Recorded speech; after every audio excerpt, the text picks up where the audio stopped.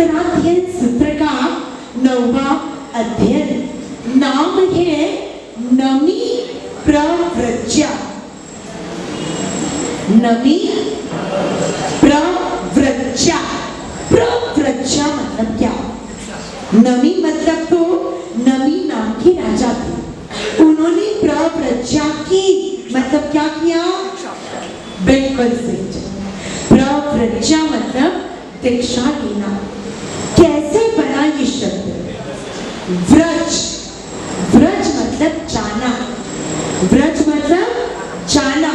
और प्रव्रज, प्र मतलब प्रकृष्ट रूप से, उत्तम तरीके से, सही ढंग से जाने की प्रक्रिया अगर हो तो उसे कहते हैं प्रव्रज्या।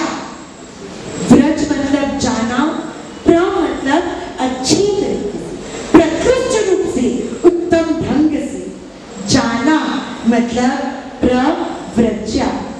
जाना, अब कहीं न कहीं तो अपन भी जाते ही है, हाँ, कहीं न कहीं तो अपन भी चलते हैं, तो कहीं न कहीं तो पहुंचते ही है, लेकिन सिर्फ चलना ये गति हो सकती है, लेकिन प्रगति अलग चीज है। गति और प्रगति, एक तो होती है चींटी की गति, एक तो होती है पशु की गति, तो चलता है, गमन करता है, लेकिन एक होती है प्रगति, किसी उद्देश्य से, किसी मंजिल को ध्यान में रखकर चलना, बराबर। एक होता है टहलना, एक होता है रखड़ना, और दूसरा होता है चलना। क्या फर्क है? रखड़ने और चलने में क्या फर्क है? रास्ते में छगन मिला, मगन ने उससे पूछा, छगन क्या कर रहा है, कहाँ जा रहा है? छगन ने कहा, जा रहा तो हूँ, लेकिन कहाँ जा रहा हूँ मुझे पता नहीं। तो उसका जाना वो आपकी दृष्टि से जाना होगा क्या? चलना तो शुरू कर दिया है, लेकिन वो प्रगति नहीं होगी जब तक लक्ष्य का निर्णय नहीं होगा। रेलवे स्टेशन पर टिकट जिस जगह पर मिलती है, उस टिकट काउंटर पर जाकर अगर आप कहो कि भैया मुझे टिकट दो, सामने वाला पूछेगा कहाँ की, और आप कहोगे कहाँ जाना है ये मैंने तो नहीं सोचा, एक काम कर, तुझे जो ठीक लगे वो टिकट। क्या करेगा वो आदमी? वो ऑफिसर वो जो बैठा रहेगा वहां पर, वो क्या करेगा? आपको कहाँ की टिकट देगा? नहीं देगा। आपने तो ओपन ऑफर रखा है भाई, तुझे जहां की टिकट देना है दे दे। नजदीक में नजदीक वरंगल की देना हो तो भी दे, और दूर में दूर मनाली की देना हो तो भी दे दे। वो टिकट देगा क्या? क्यों नहीं देगा? हाँ, निर्णय आपने नहीं किया कि कहाँ जाना, और टिकट लेने पहुंच गए। वो कहेगा भैया तुझे रेल की टिकट तो नहीं दूंगा, हाँ पागल खाने का रास्ता जरूर बता दूंगा। हाँ, पागल ही है ना तू, टिकट काउंटर पे आ गया है पैसे लेकर टिकट खरीदने, और तुझे पता नहीं कि मुझे खुद को कहाँ जाना है। उस मूर्ख व्यक्ति की मूढ़ता पर, उसकी पागलपन पर मुस्कुराने वाले आप और हम। अपने आप को जांचिए, अपने आप को परखिए, मनुष्य भाव मिला, चलना शुरू कर दिया, बचपन में ही चलना सीख गए थे। अरे कोई बच्चा नहीं सीखता ना 1.5 साल की उम्र तक, अगर चलना तो मम्मी पापा टेंशन में आ जाते हैं, डॉक्टर के पास ले जाते हैं कि इसके हाथ पैर चेक करो, कहीं हड्डियों में कोई प्रॉब्लम तो नहीं, कोई नसों में कमजोरी तो नहीं, कोई बीमारी तो नहीं। चलना तो बचपन से सीख लिया, लेकिन किस दिशा में चलना उसका निर्णय किया या नहीं? मंजिल का निर्णय नहीं किया तो चलना नहीं, रखड़ना कहलाता है। बात चल रही है एक पावन शब्द की, शब्द कौन सा? शब्द ढंग से बोलना सीख लो। क्या होता है, ये संस्कृत भाषा के शब्द संयुक्त अक्षर उसमें बहुत ज्यादा, और अपने को तो आदत क्या होती है, किसी भी शब्द को उसके ओरिजिनल स्वरूप में रहने नहीं देना, उसको तोड़ मरोड़ के कुछ ना एंड बैंड सुपर से नया शब्द आविष्कार कर देते हैं। कोई करो तो कि हमारी लोग, हमारी क्या होती है भाई, हमारी क्या चीज होती है, सामायिका। शुद्ध कितने लोग बोलते हैं, सामायिक शब्द हमें जागृत करता है। शब्दों की बहुत कीमत होती है, अपन इग्नोर करते हैं। अरे सामायिक बोलो या हमारी बोलो, करना तो वही है ना, बेड का बिछा के 48 मिनट टाइम पास बिल्कुल नहीं। मैंने 2 दिन पहले कहा था, पूरा पोली तो बनाई चमकू ने, लेकिन कुछ डालना भूल गई। क्या डालना भूल गई, मिर्ची भजिया बनाया और मिर्ची डाला। मैंने तभी कहा था सामायिक कर ले, और उसमें समता डालना भूल जाए ना तो बिल्कुल पूरण पोली बनाई और पूरण डालना भूल गए, वैसी स्थिति आ जाती है। सामायिक शब्द हमें जागृत करता है। शब्दों का भी बहुत महत्वपूर्ण है। एक शब्द बोलता है सामने वाला व्यक्ति और पता चल जाता है कि ये व्यक्ति कितने पानी में, मालूम पड़ता है कि नहीं, पता चलता है कि नहीं। बात करने के लहजे से, बात करने के तरीके से अपन सामने वाले को 50% तो जज कर देते। व्यक्ति का व्यवहार, उसके गुण या दुर्गुणों को प्रकट करने वाला सबसे प्रबल मानते हैं। सामायिक बोलते हैं, और समता की आय, समता का प्रॉफिट, समता का लाभ करने की एक तमन्ना, एक प्रेरणा हमारे सामने उपस्थित होती है। और कोई हमारी बोलो तो, हमारी बोलो तो समता याद आएगी नहीं।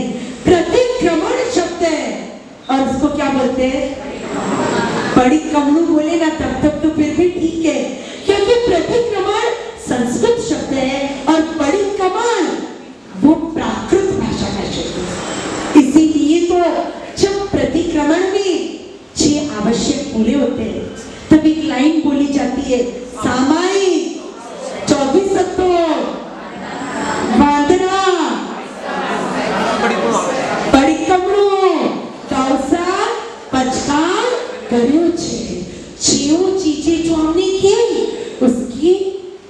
उसको रिमाइंड करते हैं और वो भाव व्यक्त करते हैं कि प्रभु आपकी कैसी कृपा परंपार बरस रही है कि मेरे जैसा अज्ञानी और असमर्थ व्यक्ति भी 6 आवश्यकों को पूर्ण कर पाया। आनंद व्यक्त करना, इसमें अभिमान की कोई बात नहीं। हाँ, अच्छा काम किया है, बोलने की छूट है, बस अभिमान नहीं लाना है।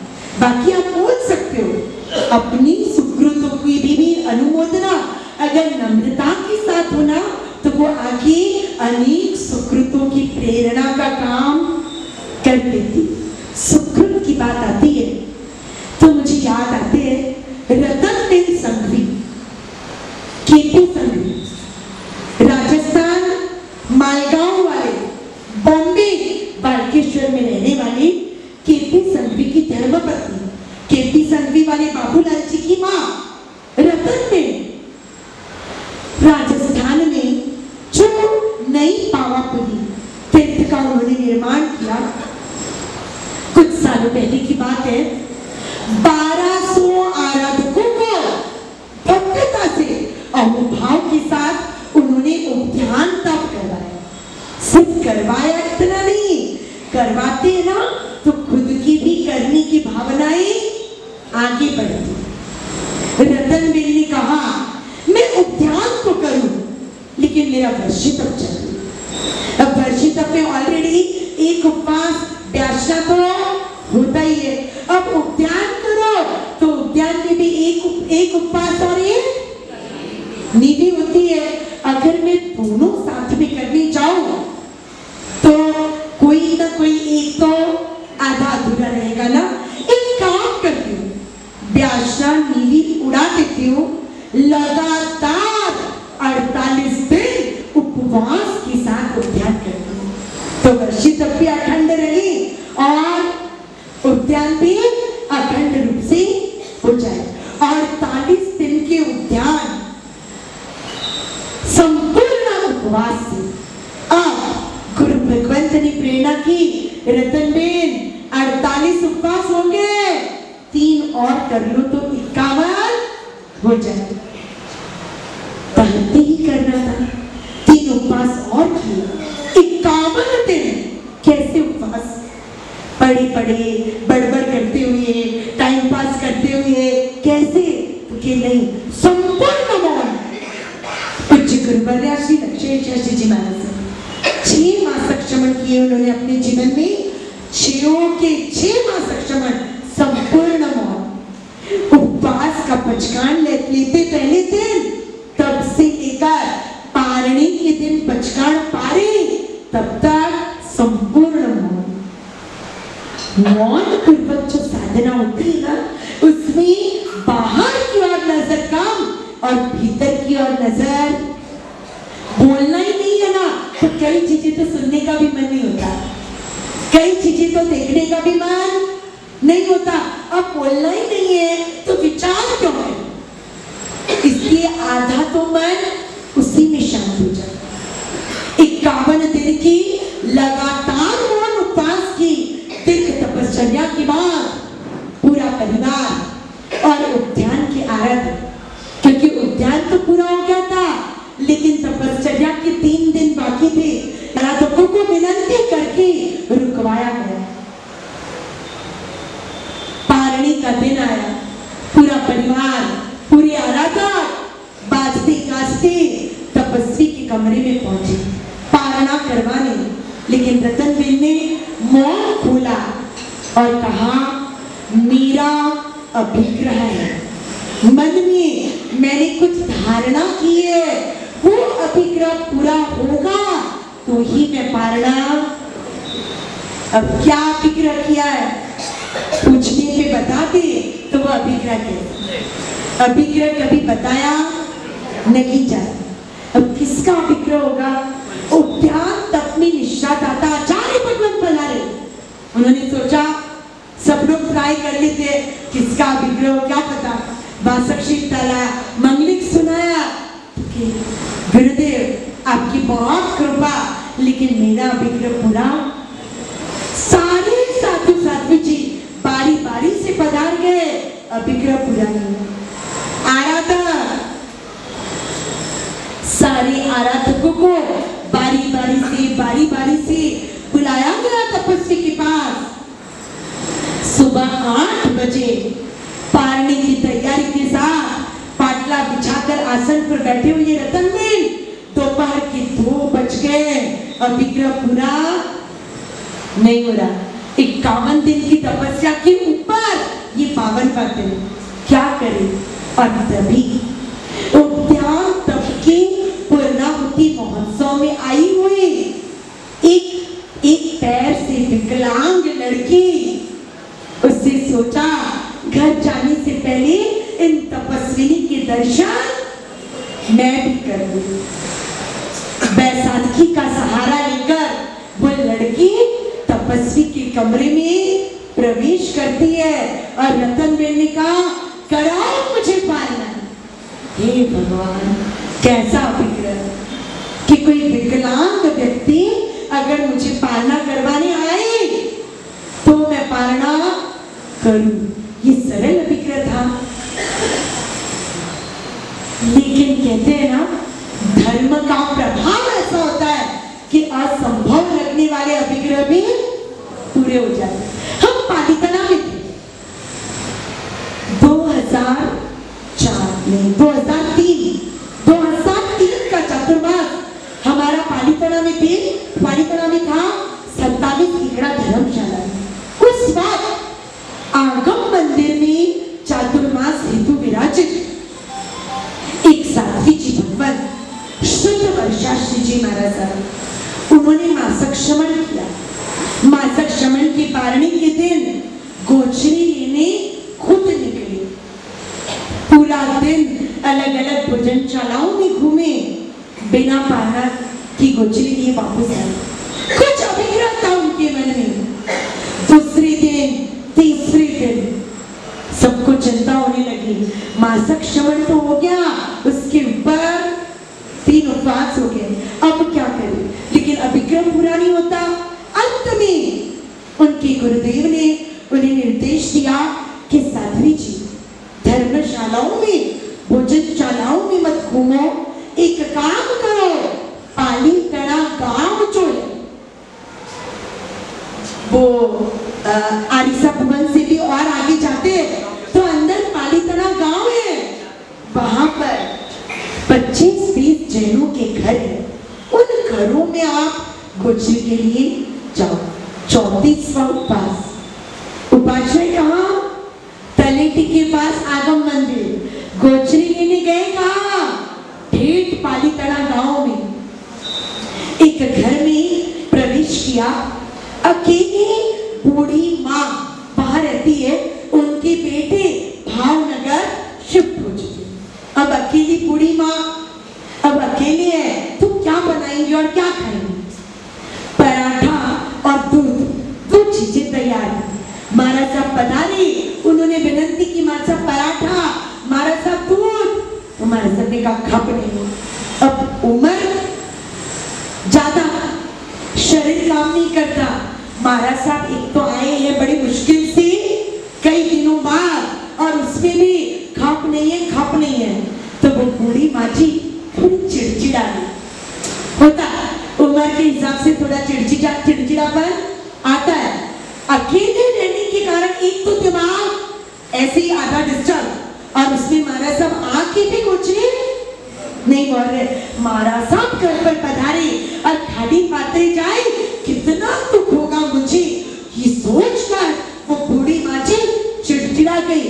और कि आपन नहीं, तेपन नहीं, मतलब ये भी नहीं और वो भी नहीं, तो सुराख और सुराख। गुस्से में उन्हें बोला ये भी नहीं वो भी नहीं, तो क्या राख बोलोगी? क्या राख? और महाराज साहब ने कहा हाँ, राख का करो।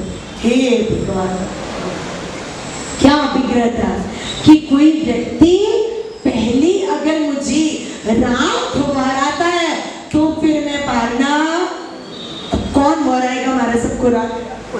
धन्य हो परम पुण्य का उदय उस चिड़चिड़ी बूढ़ी माची का, कि उसने गुस्से में आकर कहा राख बोलोगी क्या? और महाराज सबका विग्रह धन्य। ऐसे अभिग्रह सामान्य व्यक्ति नहीं रख सकता। मन दृढ़ चाहिए, संकल्प मजबूत चाहिए। हो तो तब का पारना, न हो तो तब की अभिवृद्धि। रतनबेन संघवी का पारना उस विकलांग लड़की के हाथों से हुआ। 51 उपवास का पारना। दोपहर को 2 बजे के बाद क्या किया बाबू भाई ने? रतनबेन के बेटे बाबू भाई संघवी, मेरी माँ को पालना कराने का पुण्य इस लड़की को मिला है, उसका बहुमान करेगा हमारा परिवार। क्या बहुमान? 100-200 रुपए, पूरे 11,000 रुपए का कवर। और बाबू भाई ने अपने गले में जो सोने की मोटी चेन पहनी हुई थी, वो चेन निकाल कर उस लड़की के गले में पहनाई। क्यों? तूने मेरी माँ का पालना करा। रतन ने कहा ये सोने की चेन और 11,000 बाबू तेरी तरफ से, मेरी तरफ से क्या? तो कि माँ बोलो, तो कि इस लड़की के पैर को ठीक करने के लिए जो ऑपरेशन करना पड़े, जो ट्रीटमेंट करनी पड़े, इंडिया में हो या अमेरिका में हो, उस पूरी ट्रीटमेंट का खर्चा अपना परिवार करेगा। वो लड़की की हालत कैसी होगी तब? मुंह खोला और बताशा गिरा नहीं, पूरा गुलाब जामुन का धामा मुंह में आ गया। उस लड़की ने अहोभाव से उसी वक्त वो अगर मेरा पैर ठीक हो जाता है, अगर मैं चलने योग्य बन जाती हूँ, तो मैं संसार में नहीं रहूंगी, मैं संयम में रहूंगी। ये है जन्मशासन की ताकत, ये है प्रभु का महान धर्म। एक पालने के लिए किया गया अभिग्रह व्यक्ति को कहां से कहां पहुंचा देगा। ये प्रभु महावीर का धर्म है, वीरों का धर्म है। कायर बनने से काम नहीं चलेगा, साधना करनी है तो सच्चे और अच्छे ढंग से करिए। साधना कितनी करो उससे भी ज्यादा महत्वपूर्ण है कैसी कर रहे हो, सामायिक कितनी हो रही है। मैंने देखा था एक बूढ़ी बहन को किसी और शहर में, वो हमेशा सामायिक 5 मिनट पहले ही पढ़ती थी। 48 मिनट नहीं, 40 to 43 मिनट हुए कि वो सामायिक पढ़ लेती थी। क्यों? ज्यादा सामायिक करना है, ज्यादा सामायिक करना है। आप बताइए उसकी सामायिक कहलाएगी क्या? अरे 4 के बदले 3 करो, लेकिन जो करो वो ढंग से करो, प्रभु की आज्ञा के अनुसार करो। नियम क्या है सामायिक का? 48 मिनट समता का लाभ पाए। समता का लाभ नहीं, 48 मिनट पूरे नहीं, और मन में तो है उत्पात मचा हुआ। कई लोग बातें करते हैं ना तो घंटा पूरा हो जाता है, पता नहीं चलता, और सामायिक करते हैं ना तो 15 बार घड़ी में देखते हैं 5 मिनट घटे रही है, हमें 3.5 मिनट घटे रही है। अरे क्या तरीका है, क्या तरीका है? अरे वो नहीं घट रही है, अपना पुण्य घट रहा है, अपना पुण्य कम हो रहा है। आराधना कम करूं या ज्यादा, लेकिन जो करूं एकदम दिल से। उत्तराध्ययन सूत्र के 9वें अध्ययन में, 9वीं प्रवचन अध्ययन में 62 गाथाओं के माध्यम से, 62 गाथाओं के माध्यम से प्रभु महावीर ने एक ऐसे महान साधक के जीवन से हमें परिचित करवाया जिनकी परीक्षा करने, जिन्हें धर्म से टिकाने देवलोक से स्वयं सौधर्म इंद्र आए थे। लेकिन सौधर्म इंद्र भी जिनकी प्रेरणाओं को पाकर, जिनके दृढ़ संकल्प को जानकर अहोभाव से भर उठे, अभिभूत हो उठे, ऐसी एक महान विभूति नमी राजर्षि। राजर्षि सप्तर्षि लिखते ना, उसी टाइप से राजर्षि शब्द लिखा जाता है। राजर्षि मतलब जो राजा आत्म कल्याण के लिए साधु बन जाता है, ऋषि बन जाता है, उस साधक को कहते हैं राजर्षि। राजा था लेकिन ऋषि बनेगा, नमी राजर्षि। प्रत्येक बुद्ध मतलब आत्म कल्याण का बोध पाने वाले मुनि भगवान 3 प्रकार के होते। एक होते स्वयं बुद्ध, दूसरे होते प्रत्येक बुद्ध, और तीसरे होते बुद्ध बोधित। बुद्ध बोधित, स्वयं बुद्ध मतलब स्वाभाविक, खुद के मन से ही तो वैरागी होती, कोई निमित्त, कोई प्रेरणा, कोई घटना, कोई दुर्घटना उनमें निमित्त बनती नहीं, स्वाभाविक ही वो दीक्षा के लिए तैयार हो जाते और निकल पड़ते, प्रव्रज्ञा कर लेते हैं आत्मशुद्धि के लिए। वो होते स्वयं बुद्ध। दूसरे नंबर के होते प्रत्येक बुद्ध। प्रत्येक मतलब हर ऐसा साधक जो सिर्फ एक निमित्त, एक घटना के कारण साधु बन जाता है। नमी राजर्षि कैसे बनी साधु, वर्णन आएगा आगे। तीसरा प्रकार मुनि का बुद्ध बोधित, मतलब जो ऐसी परमात्मा या गुरु से बोध पाकर जिनकी आत्मा जागती, गुरु के उपदेशों से प्रेरित होकर जो संयम लेते, वो होते बुद्ध बोधि। 3 प्रकार। पहला प्रकार स्वयं बुद्ध, खुद की इच्छा से। दूसरा प्रकार प्रत्येक बुद्ध एक घटना से, एक निमित्त से साधु बनते। और तीसरे बुद्ध बोधित, गुरु की प्रेरणाएं पाकर साधु बनते। बराबर। अब प्रत्येक बुद्ध में नमी राजर्षि विदेह देश, मिथिला राजधानी, राजा नमी राज्य करता है। ये नमी राजा किनके बेटे थे पता है आपको? हाँ नहीं, माँ से शुरू होता है उनकी माँ का नाम। आप रोज सुबह के प्रतिक्रमण में नमी राजा की मम्मी का नाम लेते हो। बिल्कुल सही जवाब। मयण रेहा दमयंती। लाई प्रतिक्रमण में भरही सरसूत्र बोलते हैं। 16 सदी और महापुरुषों के नाम लेते हैं। उन 16 महासतियों में से एक मयण रेखा, मतलब जिसका संस्कृत में नाम होता है मदन रेखा, प्राकृत में मयण रेखा। उस मदन रेखा महासती का पुत्र नमी। पिता तो उनके जन्म के पहले ही गुजर गए थे। पिता की मृत्यु की कहानी भी बड़ी विचित्र है। पिता का नाम युगबाहु, बड़ी पप्पा राजा मणिरथ। लेकिन कर्म ऐसे विचित्र कि बड़ा भाई अपने छोटे भाई की हत्या करता है। बगीचे में पत्नी के साथ क्रीड़ा कर रहे युगबाहु को बड़ा भाई धोखे से मार देता है। तड़प रहा है युगबाहु, अंतिम अवस्था है। और उस समय मदन रेखा महासती अपने पति को क्या समझाती है? ये संसार है, संसार आसार है। अपने भाई के प्रति वैर मत रखना। भाई तो निमित्त बना है, मुख्य कारण आपके कर्म है। ऐसी विकट स्थिति में धर्म की प्रेरणा दे पाना कितना मन मजबूत किया होगा मदन रेखा।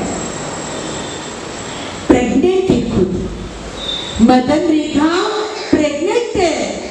उसके गर्भ में तो बच्चा पल रहा है और यहाँ पति मृत्यु शैया पर पड़ा है। फिर भी उसने सोचा रोना धोना तो जिंदगी भर हो सकता है, लेकिन अभी मेरे पति दुर्गति में न जाए, सदगति का रिजर्वेशन हो मेरे पति का, इसकी जिम्मेदारी भी समझ आया।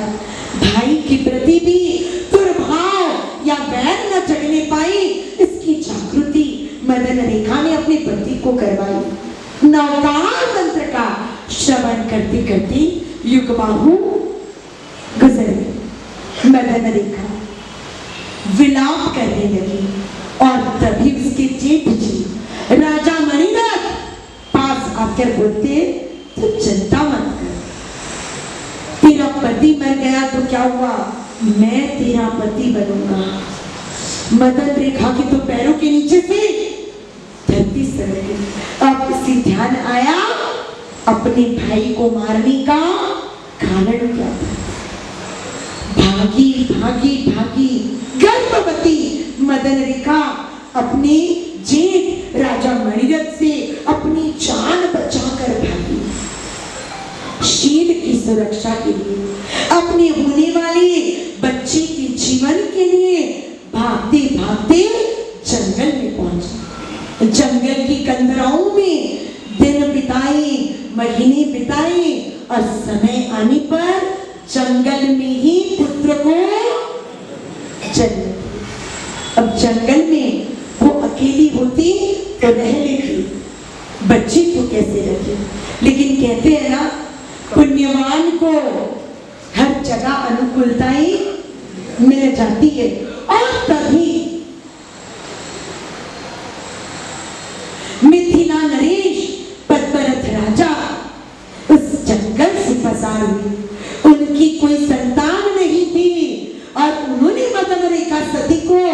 नन्हे बालक को गोद में लेकर रोते हुए देखा। उन्होंने कहा, बहन चिंता मत करो, तुम्हारे बेटे का पालन मैं करूंगा। कहाँ का राजवंश का अंश और कहाँ पलता है? मिथिला में। राजा को कोई संतान नहीं थी, अपने पुत्र के रूप में नमी को बड़ा करते। मदन रेखा महासती का अंश बेशक महान ही होगा ना, लेकिन महानता को प्रकट होने में भी किसी निमित्त की जरूरत पड़ेगी। हमने दीक्षा ली, ऐसा नहीं है कि बचपन से दीक्षार्थी ही पैदा हुए, नहीं, बचपन में तो हम भी आप सबकी तरह ही साधनों के भरोसे ही जीते थे, लेकिन निमित्त मिला, प्रेरणा मिली, संकल्प जगा, पुरुषार्थ किया तो संयम ले पाए। आप में से कई लोग ऐसे होते हैं, बचपन में हमारा सबके पास बहुत चाहते थे, सब लोग कहते थे ये तो दीक्षा लेगी, ये तो दीक्षा लेगी, लेकिन मम्मी पापा की आज्ञा नहीं मिली और संसार में पड़ गए। मैं कहती हूँ ये अर्ध सत्य है, ये आधा सत्य है। मम्मी पापा की आज्ञा नहीं मिली, ये आधा सत्य है। आपका प्रॉपर पुरुषार्थ नहीं था, ये आधा सत्य है। दोनों मिलकर बनता है पूर्ण सत्य। पुरुषार्थ करने की बारी अभी तक नहीं आई थी। नमी राजा राजकुमार से राजा बन गए। सत्ता, संपत्ति, सुख, साधन, सारी अनुकूलताएं, अब राजा है भाई, मिथिला का राजा। एक नहीं अनेक राजकुमारियों से शादी हुई। सुख भोग में धर्म किस चिड़िया का नाम है ना, वो पता भी नहीं था, लेकिन एक दिन राजा के शरीर में दाह ज्वर, मतलब जलन के साथ बुखार, एक तो जलन भी है और ज्वर मतलब बुखार भी है। राजा आकुल व्याकुल हो गया, चिल्लाने लगा, चीखने लगा, हाय तौबा मच गई पूरे राज दरबार में। वैद्य आए, अनेक औषधियों का प्रयोग किया गया। अंत में राज वैद्य ने कहा कि उत्तम कोटि के चंदन को घिसकर पूरे शरीर पर चंदन का लेप करो तो ठंडक होगी। रानियों ने, सारी रानियों ने चंदन घिसना शुरू किया। अपने पति को सुख पहुंचाने के लिए सारी रानियां चंदन घिसने लगी। अब 8-10 रानियां भी अगर चंदन घिसने लग जाए तो एक तो चंदन घिसने की गुरगुर आवाज और उससे ज्यादा आवाज तो चूड़ियों की। अब राजा की रानी भी सोने की, डायमंड की चूड़ियां पहनी हुई हो, खान खान खान खान कंटिन्यू आवाज। राजा ने कहा, ये भगवान, ये जलन से ज्यादा तो टॉर्चर, ये आवाज कर रही है, कितनी आवाज, बंद करो आवाज। रानी ने कहा, राजा जी चंदन घिसना तो बंद नहीं कर सकते। राजा ने कहा, मुझे बख्श दो भी, मर जाऊंगा आवाज की तकलीफ से। शरीर में ठीक नहीं होता ना तो छोटी छोटी चीजें तकलीफ देती, रोज वो चीज कुछ ना लगे, लेकिन तबीयत ठीक ना लगी तो वो छोटी सी चीज इरिटेट कर देती है। वो चूड़ियों की आवाज नमी राजा को इरिटेट कर रही थी। क्या होगा, थोड़ी ही देर में आवाज बंद। राजा को झपकी लगी, झपकी से उठा, नींद खुली और पूछता है, चंदन घिसना बंद हो गया क्या? तो कि नहीं, चंदन घिसना चालू, तो आवाज क्यों नहीं आ रही, चूड़ियां निकालती क्या? तो रानियों ने कहा, राजा जी सौभाग्य का प्रतीक होती है चूड़ियां, पूरी तो नहीं निकाली, लेकिन एक एक पहन कर रखकर बाकी सारी निकाल दी। तो नमी ने कहा, इतना कमाल हो गया बाकी की चूड़ियां निकालने से? तो रानी ने कहा, राजा जी अनेक होंगे तो घर्षण होगा, अनेक होंगे तो संघर्ष होगा, एक होगा तो शांति होगी।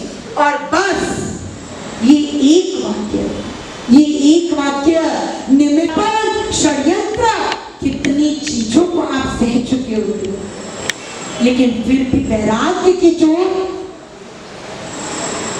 नहीं चढ़ती, वहीं के वहीं, और वो भी फिर मुस्कुराते हुए बैठते हैं। हाँ, हम हैं संसार में। वाक्य बड़े बोल दे कि साधु तो सुखिया भला, दुख नो नहीं लवलेश, लेकिन इच्छा नहीं करते कि मैं भी सुखिया वाली पार्टी में जाऊं। नेता लोग बुद्धिमान होते हैं, जिसके पल्ले लड्डू उसके पल्ले हम। आप कब बुद्धिमान बनोगे? जाग गई नवी राजा की आत्मा, एक है तो शांति, अनेक है तो संघर्ष। क्या करूं? एक मेरी आत्मा पर फोकस करूं, पदार्थ पर फोकस करता हूं तो घर्षण होता है, पदार्थ पर फोकस करता हूं तो संघर्ष होता है, पर दूसरे लोगों पर फोकस करता हूं तो संघर्ष होता है। एक अपनी आत्मा पर फोकस करूं तो शांति शांति शांति हो जाएगी। क्या किया? क्या किया? संकल्प किया, मेरी ये वेदना ठीक होते ही दीक्षा। अनाथी मुनि याद आते, आंख की वेदना थी, संकल्प किया आंख की वेदना दूर हो जाए, उसके अगले दिन दीक्षा। होता है क्या ऐसा भी कभी? होता है क्या ऐसा कभी? होता है, आज के जमाने में भी होता है।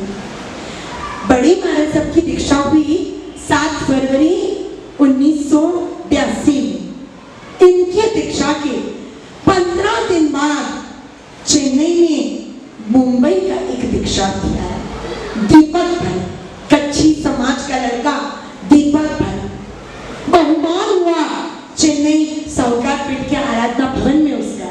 बहुमान के बाद दीक्षार्थी की स्पीच शुरू हुई और उस दीक्षार्थी ने अपनी जीवन की जो सत्य हकीकत बताई ना, वो सुनकर पूरी सभा स्तब्ध हो गई। क्या थी वो घटना? दीपक बॉम्बे का लड़का, ग्रेजुएशन पढ़ाई चल रही है, ग्रेजुएशन का last year, final year, exam को 20 दिन बाकी थे और पता नहीं कैसे कर्म उदय में आए कि दोनों आंखों की 100% रोशनी चली, पूरी तरह से अंधा हो। अरे 10-20% विजन कम हो जाता है ना, तो अपन डर जाते हैं, घबरा जाते हैं, आंख का मामला है, इग्नोर मत करो, बराबर। और वो दीपक कॉलेज का लास्ट ईयर, एग्जाम सिर पर, दोनों आंखों से रोशनी चली। उसकी माँ धर्म श्रद्धावान माँ उसे कहा, बेटा अनाथी मुनि की कहानी सुनाती हूँ, फिर तू सोचना क्या करना है। स्टोरी सुनाई। संयम के संकल्प के प्रभाव से अनाथी मुनि की आंखें आ सकती है, तो मेरी क्यों नहीं? और उसी क्षण उस दीपक ने संकल्प किया, मेरी आंखों की रोशनी अगर वापस आती है तो मैं जल्दी से जल्दी दीक्षा लूं। कमाल ऐसा कि लंबी चौड़ी ट्रीटमेंट के बाद 5% भी जहां फर्क नहीं पड़ रहा था, इस संकल्प के 7वें दिन उसकी आंखों में 50% विजन है और 20 दिन बाद तो 100% विजन वापस आ गया। अब क्या करना था? वो दीपक आगे चलकर प्रखर विद्वान मुनि देवरत्न सागर जी महाराज साहब बने, अचल गज की साधु महाराज साहब बने। इस काल में भी धर्म का प्रभाव साक्षात दिखाई देता है। इस काल की बात करते हैं। प्रभु का प्रभाव, धर्म के चमत्कार बोलने बैठे ना तो पूरे 2 महीने के व्याख्यान भी कम पड़े। इतने चमत्कार आज के काल में भी होते हैं। रविवार को उपसक्रम उत्सव का आयोजन होगा, ठीक 9:30 बजे ये गोशा महल का संखेश्वर भवन उपसक्रम तीर्थ की प्रतीति कराने वाला बन जाएगा। बड़े उपसक्रम पार्षद परमात्मा विराजित होंगे पूरे ठाट माट के साथ। वर्तमान शक्र स्तव के पवित्र मंत्रोच्चारों के साथ जब परमात्मा का महाअभिषेक किया जाएगा, उस अभिषेक अनुष्ठान के साथ साथ आपको प्रभु के प्रभाव की कई न जानी हुई अलौकिक अद्भुत महिमा गुणगान सुनने का अवसर मिलेगा। जिन्हें अनुकूलता है वो पूजा के वस्त्र में आए, जिन्हें अनुकूलता नहीं है पूजा के वस्त्र में इतनी देर बैठने की, वो नॉर्मल वस्त्रों में भी आए, लेकिन चूकिएगा नहीं। शुरुआत से लेकर कार्यक्रम की पूर्णाहुति तक एक एक शब्द, एक एक मंत्रोच्चार आत्मा को पावन बनाने वाला और हृदय में श्रद्धा की ज्योत जगाने वाला होगा। पूजा के कपड़ों में जो आराधक आते हैं वो सादे कपड़े अपने साथ लेकर आना, क्योंकि कार्यक्रम के बाद साधर्मिक भक्ति का लाभ देकर जाना, लेकर नहीं जाना। लाभ लेने के लिए तो संजय भाई सेठ का परिवार तैयार है, आपको तो उन्हें लाभ देना है। और याद रखिएगा, लेने वाले से देने वाले का हाथ हमेशा तो ऊपर रहता है ना, तो उसकी गरिमा भी लगेगी, उसकी गरिमा भी लगेगी। प्रोग्राम अटेंड किया है तो लाभ देने का अपने को फर्ज बनता है, कर्तव्य बनता है। अगर प्रोग्राम अटेंड नहीं किया, मैं बार बार कहूंगी, विवेक और अनुशासन ये मनुष्य की शोभा है और मनुष्य का मुख्य लक्षण है। ध्यान में रखिएगा, उपसक्रम उत्सव प्रभु की महिमा को जानने, मानने और समझने का अनमोल अवसर आपके द्वार पर आ रहा है। रविवार 24 जुलाई सुबह कितने बजे? कितने बजे? पिछले रविवार को तो कहना पड़ेगा 9:30 का टाइम था और भाइयों के पूरी लाइन पीछे तक के 9:20 पर फुल हो चुकी थी। मैंने कहा वाह, धन्य है, धन्य है। ये जिज्ञासा, ये उमंग, ये उत्साह ही आपको सतपथ की ओर आगे बढ़ाएगा।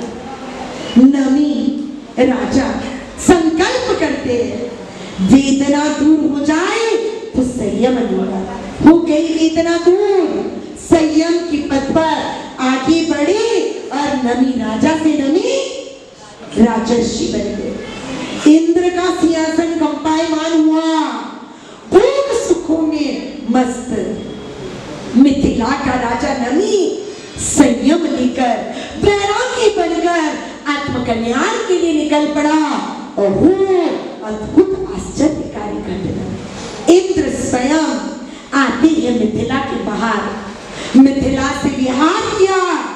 नूतन मुनि नमी राजर्षि कौशल ध्यान में मग्न मुनि के पास इंद्र स्वयं ब्राह्मण का वेश धारण कर गया और कहते हैं, मुनि यौवन भय, दैदीप्यमान कांतिमान शरीर और भरा भुना परिवार, इतनी जल्दी क्या थी दीक्षा लेने की?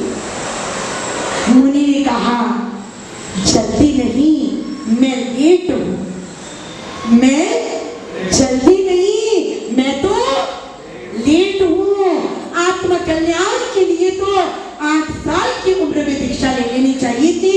मैं तो जवान होने के बाद, शादियां करने के बाद, पुत्र पुत्रियां होने के बाद दीक्षा ले रहा हूं। इंद्र कहता है, अरे आपके दुश्मन राजा जो है, पहले उनको हरा देते फिर दीक्षा ले लेते।